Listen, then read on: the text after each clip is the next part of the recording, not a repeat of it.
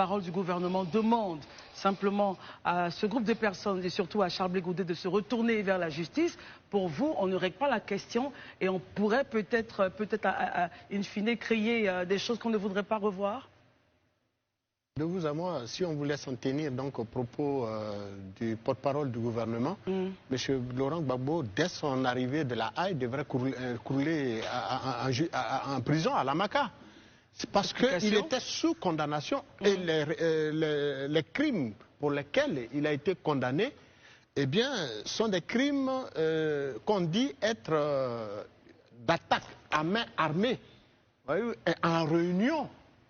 Sur la BCEAO. Mais ce n'est pas le contexte de son arrivée. Moi, écoutez, nous qui sommes là, est-ce qu'on peut se lever, aller attaquer une banque et puis après, on se promène d'Abidjan au point de faire des meetings sans avoir vraiment été inquiété par la justice. Marius, ouais. Donc, sur la base de cette condamnation, nous sommes un pays de dialogue.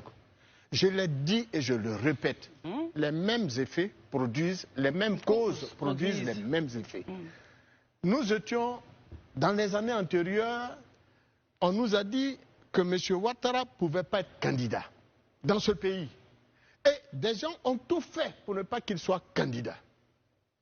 Pour ce faire, il y a eu même une rébellion qui a revendiqué avoir pris les armes pour que M. Ouattara soit candidat. On se souvient encore du nombre de désastres causés justement par cette situation. Il a fallu donc la médiation de M. Thabo Mbeki. Bien que les lois ivoiriennes, au dire des gouvernants d'hier, empêchaient M. Ouattara d'être candidat, il a fallu cette médiation de M. Thabo Mbeki pour permettre, Daouda l'a souligné tantôt, pour permettre à M. Ouattara d'être candidat. Il a été candidat, il a gagné. Aujourd'hui, il dirige le pays, ça fait 13 ans. Nous ne sommes pas, il n'y a pas de médiateur. Le même cas, mais nous sommes dans le même cas à M. Gbagbo.